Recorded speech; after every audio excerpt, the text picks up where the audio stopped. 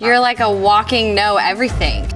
Brittany Mahomes has tried to convince everyone for years that she and her husband Patrick are relationship goals, but under the surface, they're hiding some pretty glaring red flags. Brittany has done and said some pretty wild things that definitely don't paint her and Patrick in the best light, and Patrick isn't exactly without fault either. The truth of these two and their relationship is pretty dark and twisted. One of the absolute craziest things that's happened between Patrick and Brittany was revealed to the world in the Netflix docuseries Quarterback. In one episode of the show, viewers got a behind-the-scenes look at what was a pretty scary moment for Patrick, and it was clear that Brittany did not handle it the right way. The scary moment in question was when Patrick got injured in January of this year. Injuries are always stressful for athletes, but what made matters even worse for Patrick and the Chiefs was that the injury occurred during the playoffs. So, given how serious things could have been for Patrick and his career, you'd expect Brittany to be supportive of him, as would any spouse when their partner has a tough setback at work or with something they're very passionate about. But as we saw, thanks to the docuseries, Brittany was far from that supportive spouse. You won't believe what she said. While speaking to her friend, she jokingly complained that she would have to listen to Patrick talking about the injury all week. She even mockingly impersonated what she thought he would say. Many fans who saw the episode immediately called Brittany out. Fairly, I think. I mean, even if she was mostly joking, she still definitely felt some annoyance at the fact that Patrick would be struggling through an injury. And she didn't even seem to acknowledge how potentially devastating it could be for Patrick and the Chiefs season. It seemed pretty clear that she didn't like supporting him through injuries, which is bad enough on its own considering how important health is to Patrick and his livelihood. But it also makes me wonder how she handles any other difficulty he faces. Is she supportive when he has interpersonal issues or family issues? It's easy to think that she might not want to deal with all those either. I hope I'm wrong and it was just a one-off bad joke, but let's look at another instance of this kind of behavior. This time it was Patrick who was inconsiderate. During a press conference right before Valentine's Day, he revealed that he wasn't even aware that the holiday was approaching, and he didn't really have a plan to show Brittany that he loved her, which is totally crazy. I mean, they were already married at the time. I know Patrick has a busy schedule, but you have to show appreciation for your wife on Valentine's Day. The fact that Patrick totally dropped the ball on the holiday makes me wonder how much appreciation he expresses for Brittany in general. He can't even show up as a good husband on one of the most important romantic days of the year. I wouldn't be surprised if he fails to make Brittany feel valued all the other days of the year too. But while I do both think examples I've shared so far are red flags, it's interesting to look at the contrast between fans' responses. As I mentioned, Brittany faced a lot of backlash about her comments. Notably, Patrick faced a lot less hate over his mistake. Many social media users actually found it funny and said they could relate. So when Patrick messes up, it's relatable and funny. But when Brittany messes up, the fans rip her apart. That doesn't seem fair. I think it's important to recognize the poor behavior from both of them. In a discussion of Patrick and Brittany's red flags, we should look at what each of them is doing wrong rather than just focusing on Brittany's flaws. Another red flag that fans like to point out isn't really true, but I'll talk about it anyway because a lot of people believe it to be the case. Many fans have accused Brittany of being with Patrick solely for his money. These fans seem to think that Brittany just wants to have the lavish NFL wife lifestyle and that she doesn't truly care about Patrick. But while it may be true that Brittany doesn't care about Patrick as much as she should, it's definitely not true that her main motivation being married to him was to get his money. How do I know that? Well, Patrick and Brittany have been together since high school, long before Patrick was regularly chasing NFL quarterback paychecks. She might have seen the success coming, or she might not have, but either way, there's definitely something to admire about Brittany choosing to be with him well before all the fame and fortune.